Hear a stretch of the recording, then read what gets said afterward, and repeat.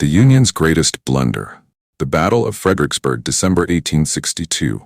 This was a clash of ambition, bureaucracy, and sheer military miscalculation, wrapped in drama and irony so thick it could be cut with a bayonet. Major General Ambrose Burnside was a man defined by his whiskers, so much so that his name gave us the word sideburns. Born in Indiana in 1824, he was the son of a modest family, raised with discipline but not much wealth. Burnside was genial, polite, and well-liked socially, but he had a fatal flaw. He was indecisive and often overwhelmed by responsibility. His pre-war career was a comedy of errors. He invented a breech-loading rifle, but his business collapsed when the government rejected it. He tried his hand at manufacturing, but again failed spectacularly.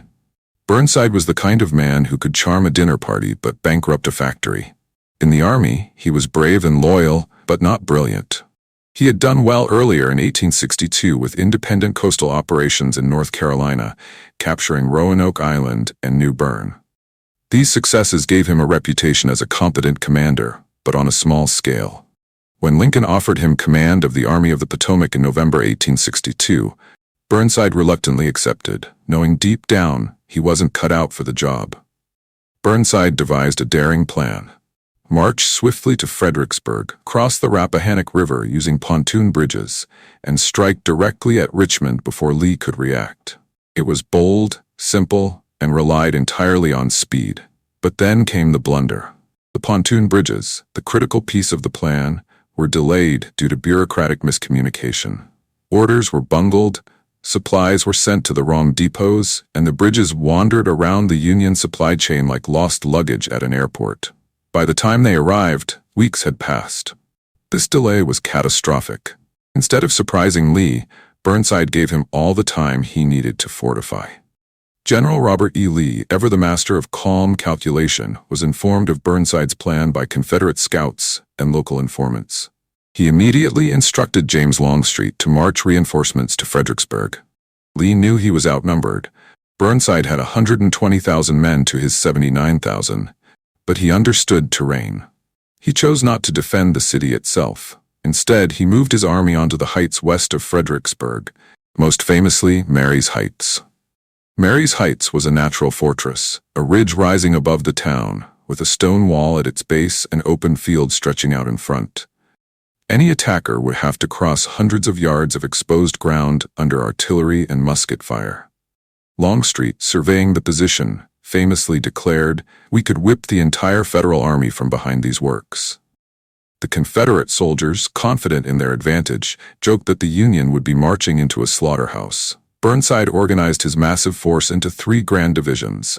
Right Grand Division, Major General Edwin Sumner, a veteran of the Mexican War, brave but aging, nicknamed Bullhead for his toughness. His weakness, reckless aggression. Center Grand Division, Major General Joseph Hooker, ambitious, politically savvy, known as Fighting Joe. His weakness, arrogance, and a tendency to undermine superiors. Left Grand Division, Major General William Franklin, cautious, competent, but indecisive. Reserve, Major General Franz Sigel, German-born, popular with immigrant troops, but militarily unimpressive. Together, Burnside commanded 120,000 men, with 114,000 ready for battle. Lee's force numbered about 79,000 men, with 72,500 engaged. His army was divided into First Corps, Lieutenant General James Longstreet, entrenched at Mary's Heights. Second Corps, Lieutenant General Thomas Stonewall Jackson, arriving at Lee's headquarters on November 29th, deployed south of Fredericksburg to guard against Union crossings downstream. Reserve Artillery, Brigadier General William Pendleton, positioning batteries along the ridge. Cavalry Division, Major General J.E.B. Stuart, flamboyant and daring, scouting Union movements.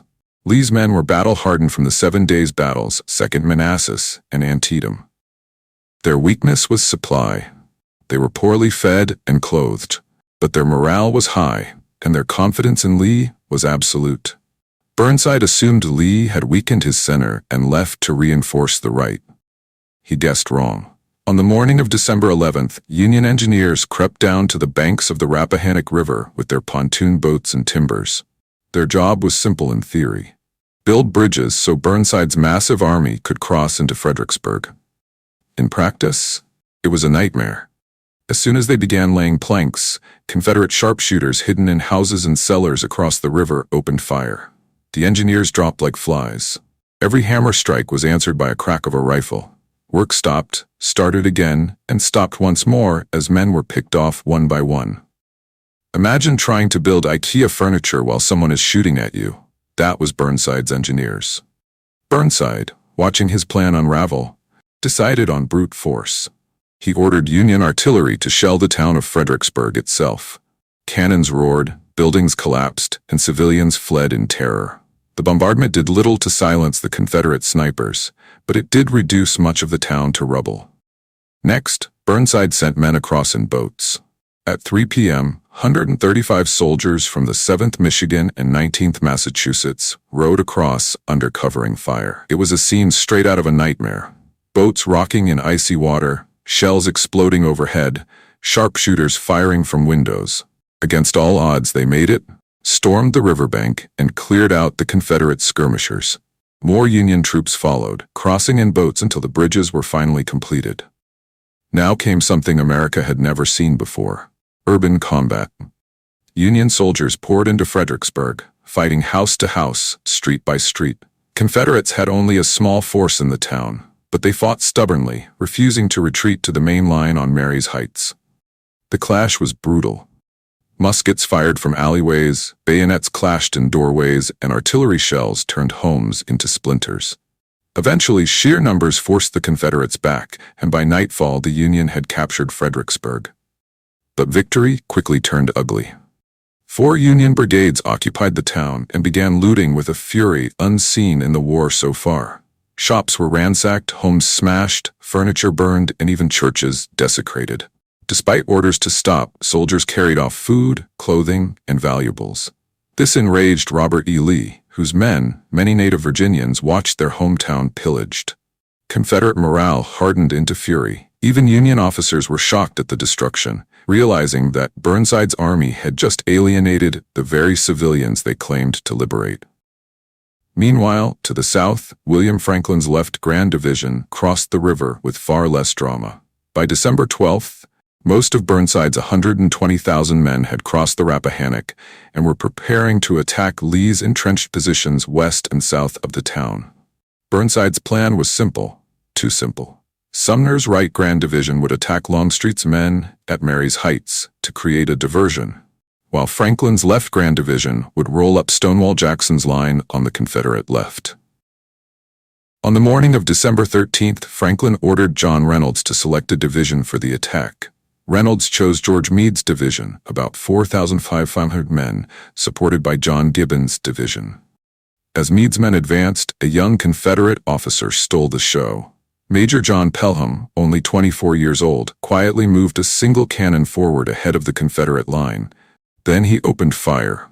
For an hour, Pelham's lone gun stalled an entire Union corps. Shells exploded, men fell, and the Union advance froze.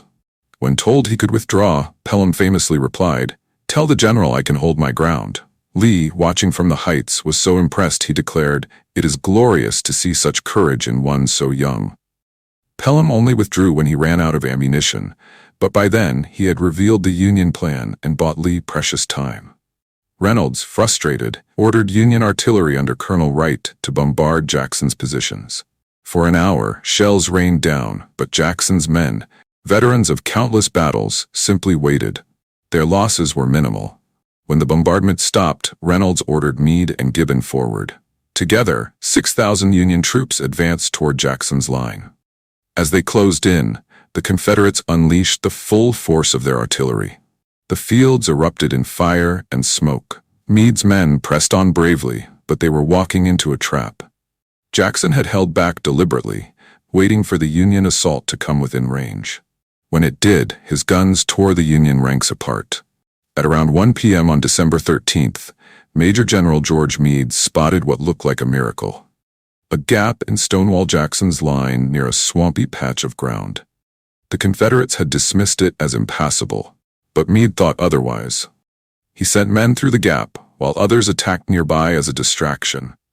For a brief, shining moment, Union troops poured through the undefended section, cutting down surprised Confederates. It looked like the Union might finally break Jackson's line. But Meade's men were unsupported. Jackson, cool as ever, ordered his reserves forward. Confederate brigades under James Thomas and James Lane counterattacked with fury. Gibbon's Union division, also unsupported, was smashed back. Within minutes, the Union breakthrough collapsed, and most of Meade's men retreated to their main line. Jackson calmly reset his troops, waiting for another attack that never came. The fight on the Confederate left fizzled out. The real bloodbath was yet to come.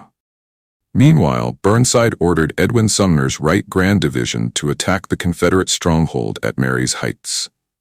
This was the ridge west of Fredericksburg, fortified with artillery and defended by Longstreet's corps behind a stone wall. Sumner sent Major General Darius Couch's Second Corps forward. First in line, Brigadier General William French and his 3 brigades. As French's men advanced across open fields, Confederate artillery thundered from the heights. Elevated guns tore into the Union ranks, mowing them down before they even reached musket range. French's brigades staggered, suffered horrific casualties, and fell back. Couch, desperate, sent brigade after brigade. For 2 hours, Union soldiers marched into the storm. Each wave was shredded. Bodies piled up so thick that fresh troops had to climb over them to continue the attack. The ground became a carpet of blue uniforms and blood. Burnside's plan was simple and suicidal. He believed that constant pressure on Marye's Heights would eventually crack the Confederate line, so he kept sending men forward. Colonel Rush Hawkins led the final assault of the day. His men charged bravely, but like all before them, they were cut down. By nightfall, 7,500 Union soldiers lay dead or wounded at Marye's Heights, compared to about 1,000 Confederates. As the guns fell silent, a new sound filled the air. The cries of wounded Union soldiers trapped between the lines. They begged for water, for mercy, for relief. Confederate Sergeant Richard Rowland Kirkland of South Carolina could not bear it. He gathered canteens, climbed the wall, and in broad daylight walked into no man's land. Without a flag of truce, he risked his life to give water to the wounded Yankees. Union soldiers, realizing his intent, held their fire. For hours, Kirkland moved among the fallen, offering comfort. His act of compassion earned him the nickname the Angel of Marye's Heights. Tragically, Kirkland would not live to see the end of the war. He was killed at Chickamauga in 1863, but his legacy of humanity in the midst of horror endures. That evening, Burnside gathered his generals for dinner. Furious and humiliated, he announced that he would personally lead his old Ninth Corps in one final attack on Marye's Heights. His officers, horrified, talked him out of it. Even they knew enough was enough.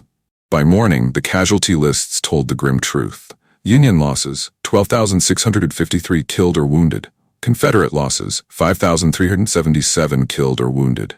The vast majority of Union deaths had come at Marye's Heights. Burnside, finally broken, asked Lee for a truce to tend to his wounded. Lee agreed. The next day, the Union Army retreated across the Rappahannock River. The campaign was over. Fredericksburg was a disaster for the Union. A battle where courage met futility, where Burnside's stubbornness led thousands to die in vain, and where one Confederate sergeant's compassion shone brighter than all the carnage. Thus ended the Union's greatest blunder. Burnside's reputation was shattered, Lee's legend grew, and Fredericksburg became a symbol of the futility of frontal assaults against entrenched positions. It was a battle of blood, blunders, and bravery, where Burnside's whiskers outshone his strategy and where Richard Kirkland proved that even in war, humanity could prevail.